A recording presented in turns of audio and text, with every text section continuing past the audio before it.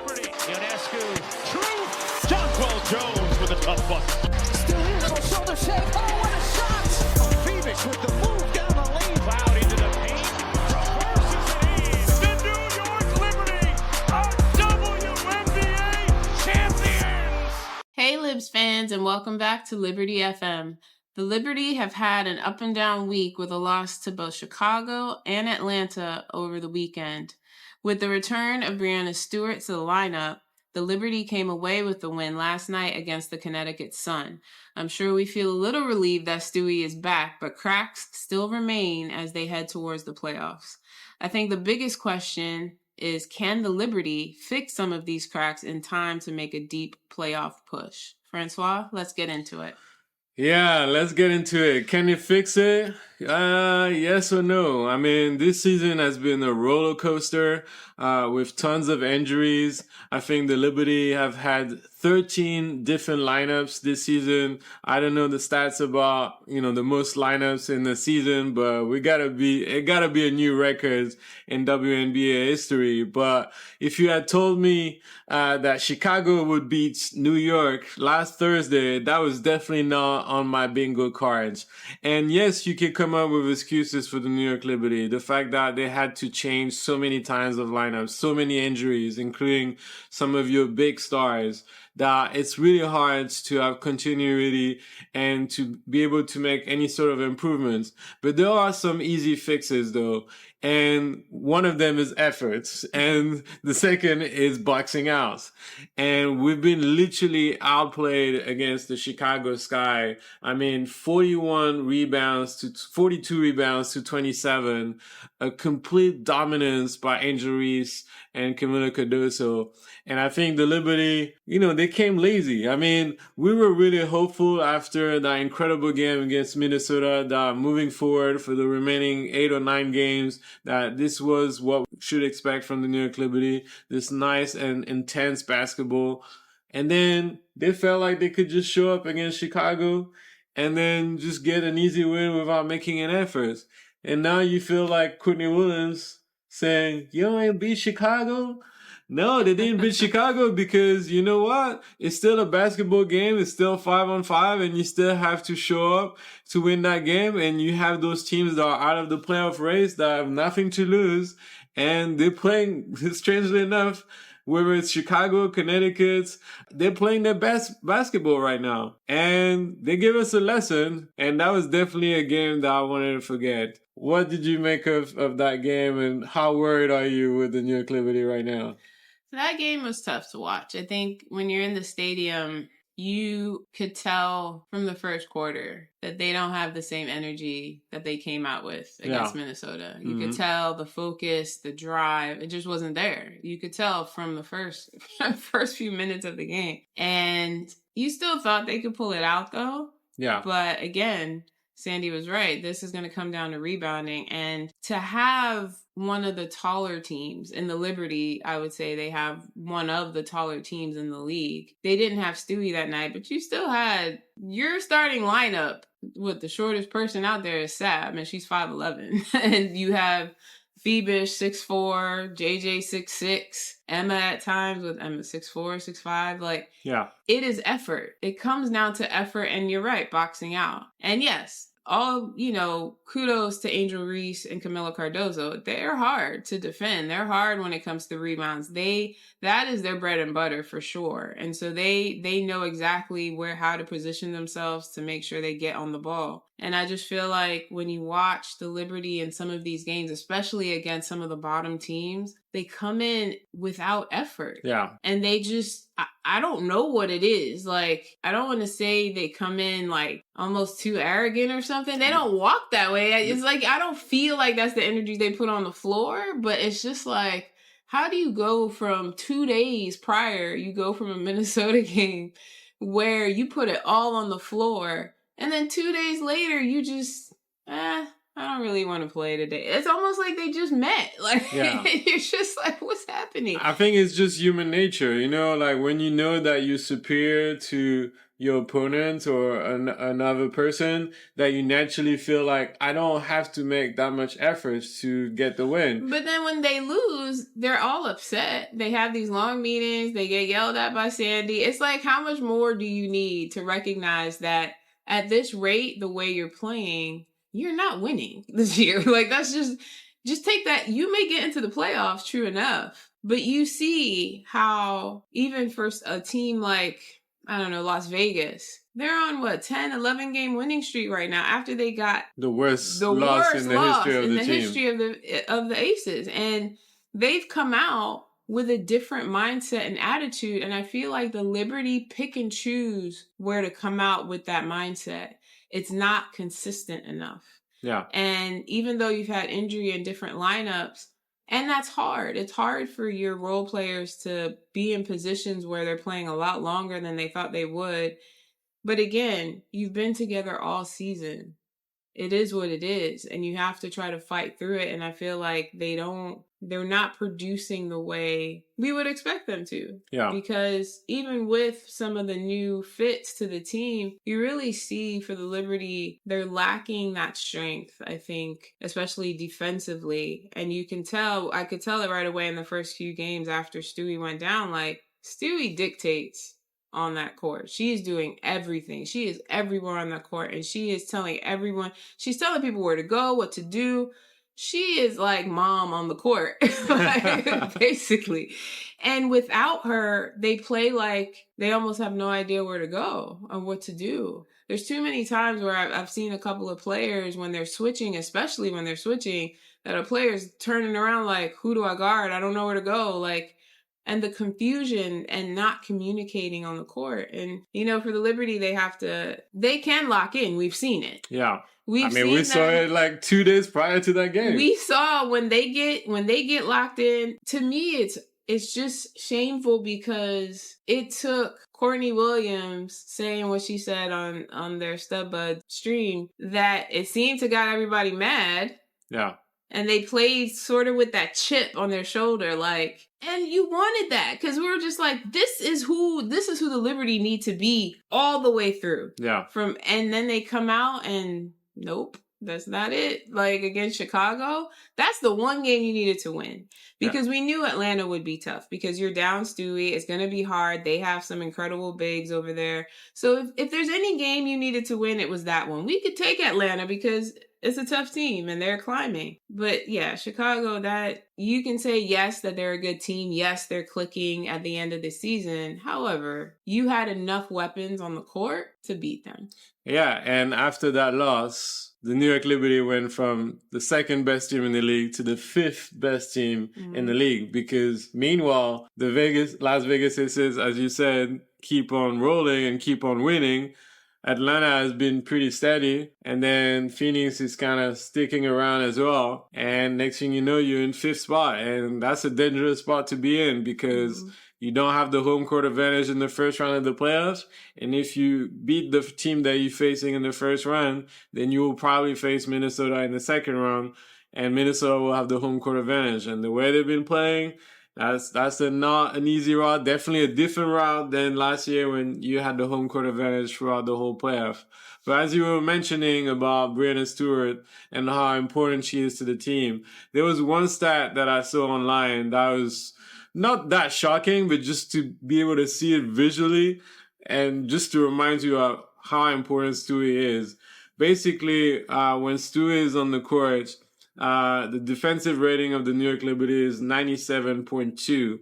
When she went down with her injury, the defensive rating of the New York Liberty went down to 106.8 points per game, which made them the fourth worst defense in the league. Mm-hmm. So you pretty much concede 10 more points when Stewie is not there, and you're among the worst defenses in the league.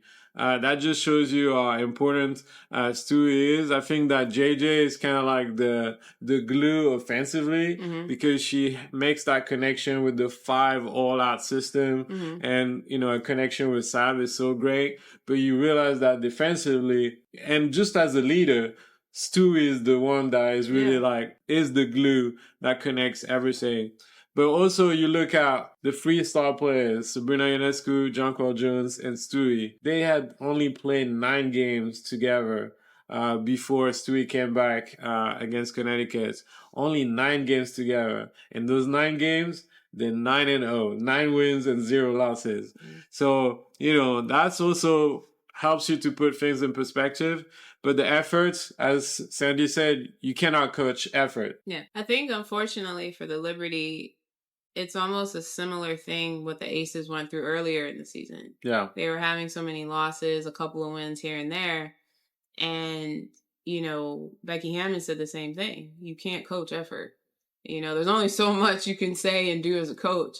It is up to the player to put in the effort. And even Asia Wilson said, you know what? We're just going to keep getting beat until we figure it out. Yeah. And yeah, it took a major loss for them, and look at them now. Unfortunately for the Liberty, it's happening closer to the playoffs, and you would prefer that it happened earlier in the season and then they'd rise and be on this run, but they have to figure it out. They don't have that many games left, and you can't show up into the playoffs and think the switch is just going to happen. Could it happen for them? Yes, it could. It very well could, because Stewie is back, and as long as she stays healthy and you have the whole team back, and they are also missing Niara. You don't know what's going to happen with her, and I doubt she'll even come into the playoff picture. So for the Liberty, they have the talent. They have all the pieces they need. It's just, the core team, they haven't really played together that much this season. Can they now turn it around? It's possible. Yeah. They have the team.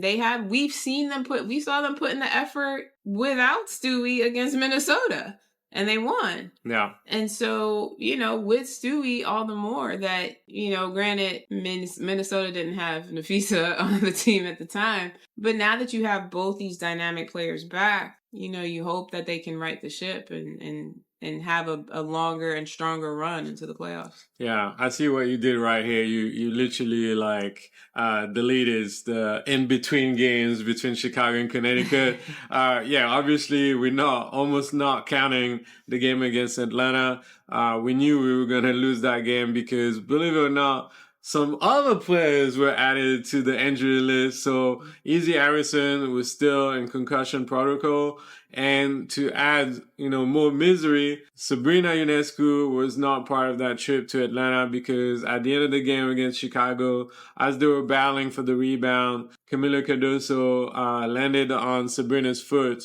And so, it was pretty sore. She avoided major injury, but they decided to not take any risk and not take her with them to Atlanta. So they were pretty much on the 8-player rotation with no Sab, no Stewie, no Easy, no Niara. And it was tough. And we knew that game was probably a long stretch to get that win. So it is what it is. So it was back in New York City for the matchup against the Connecticut Sun on Monday. And we expected much better from the New York Liberty. And when you saw the way they started that game, the first quarter, you felt confident that they were finally going to put a great performance. And I think there was also a sense of urgency because I don't think Stewie would have come back as early as she did if it wasn't for the standing and where the New York Liberty are.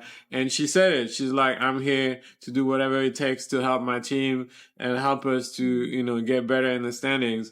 She had said that she wanted to come back before her birthday. That was a non-negotiable. So personally, I thought that she would come back for this upcoming game against the Washington Mystics on Thursday. But I think right now, time is not on her hands, so she had to come back. We were close to have Easy back, but I think she's out of protocol now, but I think she still needed a bit more time.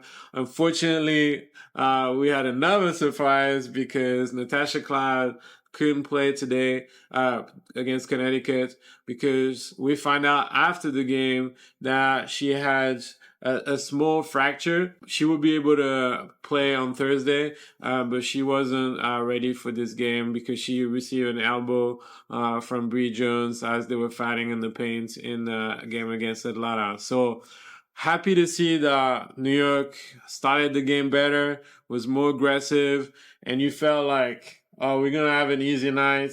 The lead went to 17 points. They were up by 17. But, it wouldn't be a Liberty game with obviously obviously, some moments where you're like, what is happening? And why is nobody rebounding? And why Anissa Moore is having like 3 threes in a row? And Marina Mabry has a couple of threes where you go under the screen, you just give her enough space to score. And then to finish the second quarter, you have 4 offensive rebounds in a row for Connecticut, who made the basket, and I think it was like a 2-point game at halftime, and you felt like we're here for another tough ride. Yeah, I mean, the only quarter that the Liberty did well in was the first. When you look at the other 3, they lost the second and third quarter. The second by quite a lot. The Sun won the second quarter 21-10. They also won the third quarter 23-21, and then the Liberty came back in the fourth and won that quarter only by 3, which led them to only winning by 2. I think the Liberty, again, bad habits have crept in, and I think even though Stewie came in and had a great game, this is her first game back. Yeah. She's on minutes restriction. You could tell that she wasn't like fully there just yet physically. She's not even fully there, but she was still doing the most on the court. Yeah, that's the crazy thing. That's the crazy part. It's like all of you have been there. She comes back, you would think like, oh, she might be a little winded. No, she is still everywhere across the court. Everyone else is tired. And I'm like, yeah, she probably will have more energy because she's really excited to be back with her team. But at the same time, it's like, you realize why you miss Stewie so much because of everything that she's doing on the court. And you can tell when they're in the huddle how she's talking to everyone individually about about the plays, what they need to do and where they need to be and what to look out for. And she's just kind of that general on the court. And, I really think that for the Liberty, they missed that veteran presence. And that she was the one that really kind of made everyone sort of be cohesive on the court. Yes, there's still cracks, but I think hopefully they can right the ship and start to fix some of those cracks and really get out of some of those bad habits that they've had. And unfortunately, even in this game, though they beat Connecticut just by 2, they really should have been more aggressive and beaten them by more. But again, rebounding. Yeah. They lost the rebound battle, though they had more points in the paint. It's just, these are simple things that Sandy shouldn't have to teach. These are things that you shouldn't have to have drills for. I think Sandy mentioned that in a previous loss, that she was like, maybe we need to go have drills or something about rebounding and boxing out. And it's like, that shouldn't even be at this level. Yeah. That's something Yeah. That is something you've learned. That's something you learn when you start playing basketball. Exactly. And to me, the Liberty have to do just the little things. If they can focus even on the little things, it's like Stewie. If you can even take some of that from Stewie, when Stewie's shot isn't going down, she will do everything else on the court. And everything else on the court, she will make sure she's doing right. Defensively, she's going to be there. She's going to fight after those balls. She's going to fight after those 50-50 balls. She's going to get after. You can even see in one of the plays, I forgot which quarter it was in, and the ball kind of caromed off the side of the rim, and Stewie chased after it. Yeah. But she wasn't the closest Liberty player to the ball. And the other Liberty player, I'm not going to say who it was, just kind of stood there and watched the play unfold. And I'm like, you could run. And try to attack. Try to make it difficult on the Connecticut player from getting that rebound, and yeah, the Connecticut player still got to the ball, but Stewie made every effort to try to just even mess it up just enough. Maybe it'll go out of bounds off of them and it'll come back. You never know. But I love the way that Stewie can come in and she does all the little things, because those little things can turn the game around very quickly for you. And I just think that's where the Liberty and some of their role players, unfortunately, they lack that grit sometimes. Yeah. There's times where it turns on, but a lot of times it's not there. And I think that's where we've talked about in previous podcasts, where you miss Benajelani, you miss KT. Yeah. Because they will go after those 50-50 balls. They would fight. They'd be on the ground. They'd run. Like, KT was a menace when she was on the court, and so was Benaja, and Benaja was playing through injury, and so you just miss that grit. And yeah, you can see it in Natasha Cloud, but you can also tell that, yeah, she's gotten beaten up in the paint a little bit now, so she's probably going to be wearing a mask, come Thursday, which I'm sure is not going to be fun for her. But she's sort of one of the few that still has that grit, and I think you need more than that. You need your role players to really step up, and even bigger now that you're close to the playoffs. Yeah, I mean, when you look at social medias and you kind of follow other New York Liberty fans, it is very telling. So I kid you not, I've seen tons of retweets of highlights of Benaja Laney from last season, and you look at them and you're like, oh man, like we do miss her, because not only a defensive presence but a versatility on offense where she could pull like a mid-range and the low post when you need it the most, and instead of just like passing the ball around all the time, you can have like a quick bucket with someone that is very hard to guard. So cannot tell you how many highlights I've seen of people being fun of Benaja. And but then also she said it herself last year when they went into the playoffs.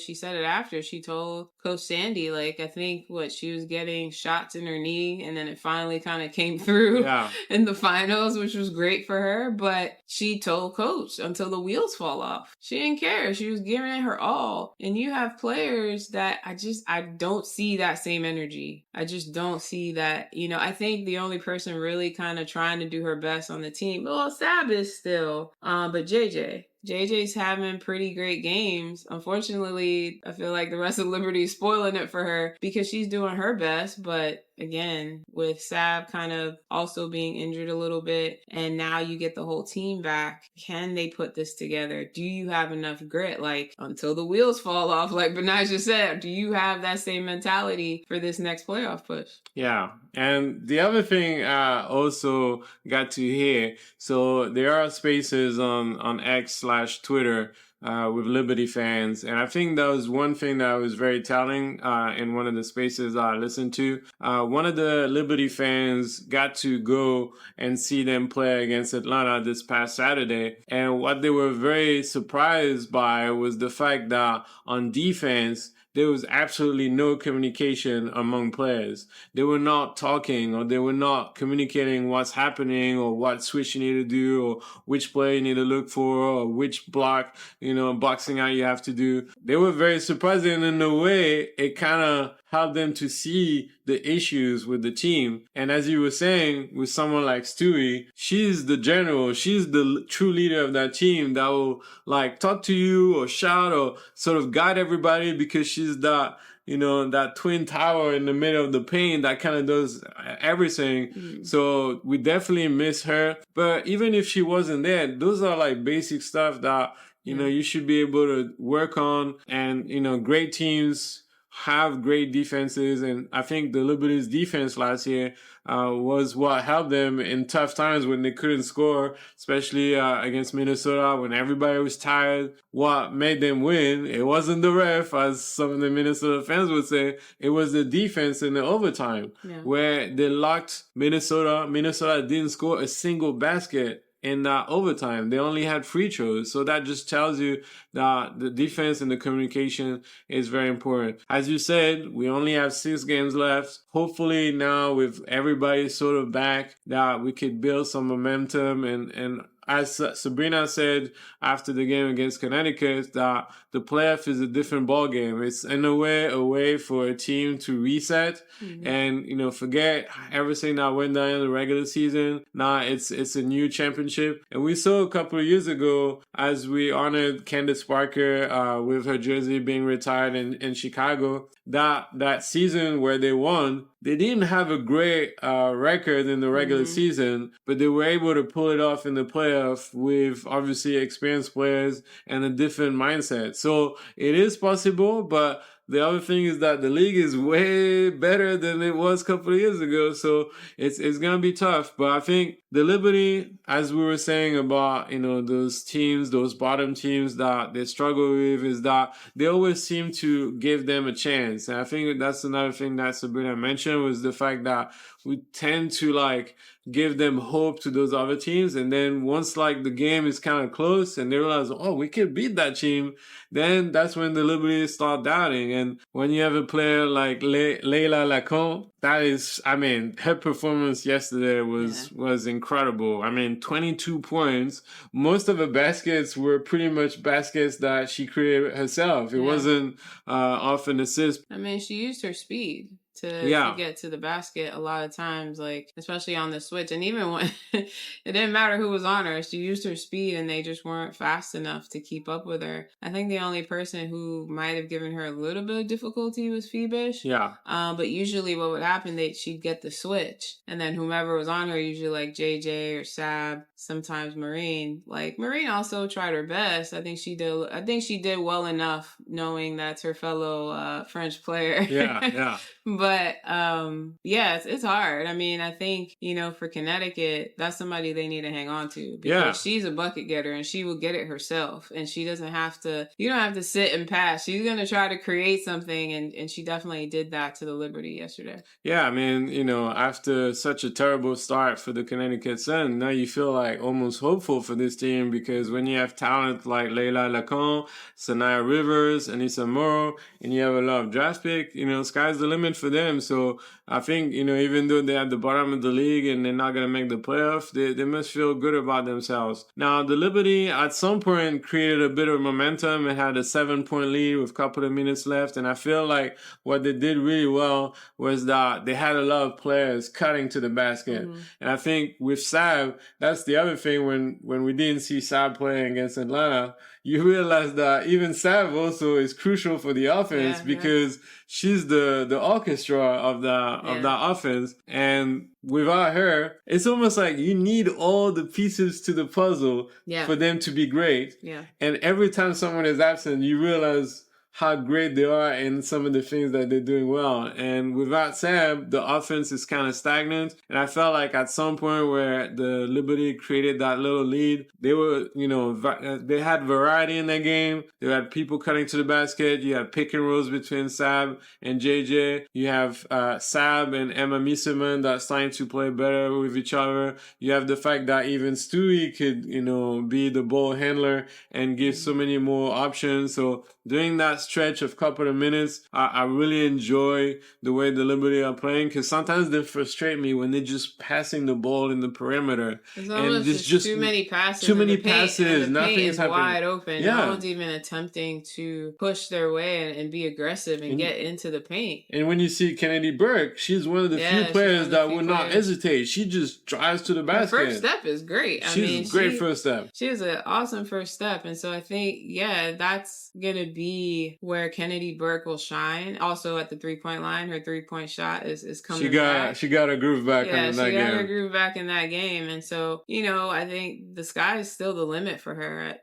Hopefully this will be a great playoff picture for her. I think that the Liberty, as you said, when certain pieces are missing, you can tell just how much you need Sab, how much you need Stewie. I do think, though, it's a bigger loss when Stewie wasn't there over anyone else. Yeah. Because Stewie does just about everything. Stewie can guard anyone on the court. Stewie can bring the ball up. Stewie can pretty much play any position. That cannot be said for anyone else on that team. Yeah. Stewie is just that sort of enigma. Like, she is just that consummate player and she can play pretty much any position on defense or offense and she just has it. And I think when she is not there, you saw how big it was. I mean, when JJ wasn't there, it was a struggle. It was tough because she is that glue to the offense, but you realize that once Stewie was gone, she was just the glue in general on either side because she gave you that second option. Like if JJ wasn't an option for you, Stewie is trying to get herself free to be the option for you. And that's just not all the players on the team. They don't play in the same way that JJ and Stewie do, or the way Sav does, where they just have that grit and they really fight to try to make something happen and get the bucket. Other players on the team, or even KB, other players on the team elect to pass way too much. And that's the difference I've seen with Minnesota and other teams, Vegas, Atlanta, 1 through 5. On any of those teams, 1 through 5, one of them will feel confident to take the shot at any point. Yeah. They will make it happen. The Liberty, I will say 3. out of the 5 because the other 2 is always electing to pass, or they're not looking at the bucket. That's why I made that comment a few weeks ago about please don't Ben Simmons this team because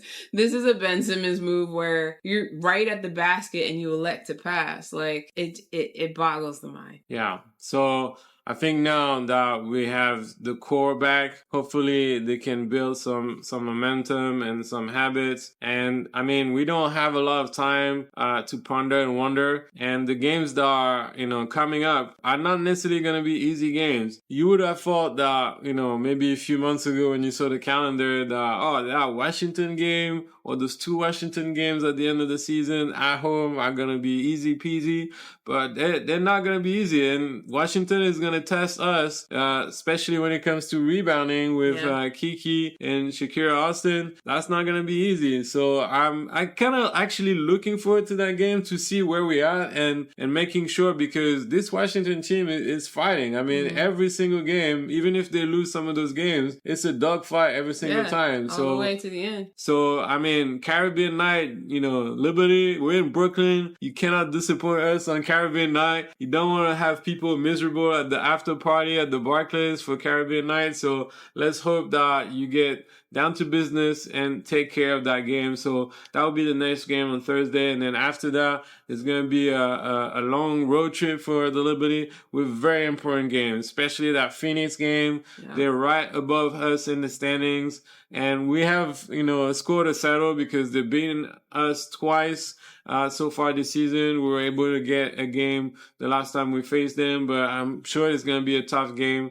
Golden State is kind of like slowing down and losing a couple of games, but when you have Veronica Byrne, the way she's been carrying this team, and it's in Golden State with that crowd, it's not going to be easy. Seattle will be the game after that. Seattle, there's not much I can say. It's an enigma. They've just got blown up by Indiana as we record the podcast, so I really don't know what to expect with that team. And then after that, in September, the last 2 games of the season, we'll be back in New York against Washington. And then the last game of the season against Chicago. That's a game that you cannot lose. No. So, I wouldn't say the toughest schedule, but it's going to be challenging. I feel like they have, for the last remaining games out of all the top teams, I feel like the Liberty and Minnesota have the tougher of the games just because of who they're going to face. I feel like Atlanta has one of the easiest. I think they face, it may not be. I mean, they face Connecticut. I think Atlanta's going to face Connecticut at least 3 times in these next 6 games. And Connecticut is playing hard. So, you can't, even with some of these bottom teams, you can't just come in and think, oh, yeah, we can take them. I mean, they're going to play hard. They have nothing to lose. Yeah. So when you have a team that has nothing to lose, they're just going to put it all out on the floor and not care. Yeah. So it may, but it looks on paper like it could be easier for Atlanta, but we'll see how it goes. The Liberty, though, they have to just try to really focus in and try to get at least, I want them to go 6-0. I mean, this should be able to. That's the goal, really. But even if you go 5, I want you to go 6. They're very well capable of winning all these games. It's about their effort. It's about how bad they want this. And I think you have only a couple people on the team who really play like they want this. And it's hard because you have to get the entire team. And right now, I feel like when they go out there sometimes, it's not the entire team that wants this. All right. Let's try to be positive and let's try to, Listen, I love the Liberty. And I think as constructed, when they really play Liberty basketball, again, I go back to that Minnesota game and you didn't have Stewie. And yes, Nafisa wasn't on that team. But even without Nafisa, Minnesota has been winning. Yeah. So to me, you played some of your best basketball. And I know you can be better than that. So when I see that and then see you come out against Chicago, I'm like, where are we? Like, what's happening? Like, you just feel like they win some, they lose some. They win some, they just keep kind of going back and forth. And the losses they have aren't necessarily against teams that you would expect them to lose. They tend to just kind of come in very flat-footed against the bottom teams. And then they get smacked in the mouth and then they're upset about it. But I'm like, where's the effort? You do it against Minnesota. Atlanta. You'll fight to the death against Atlanta because you've come back plenty of times against them in the season. You did it to Vegas, but now Vegas is on a roll. But these bottom teams, it's like you act like you guys just all got together today to play. I just don't get it because we know they're a top team. We know they have some of the best players in the world on that team, and you've been playing together. This isn't new. The only new person that you're trying to integrate is Emma, which I get. I understand that, but it's better. She has a great IQ, and I think that will get better. But right now, they got to gel. The top players in their team have to gel. All right. Well, we'll see that, and we're gonna cover those two games against Washington and Phoenix. So thank you so much, guys, for listening to our podcast and for your support. And as we always say, Felicia, let's go Liberty!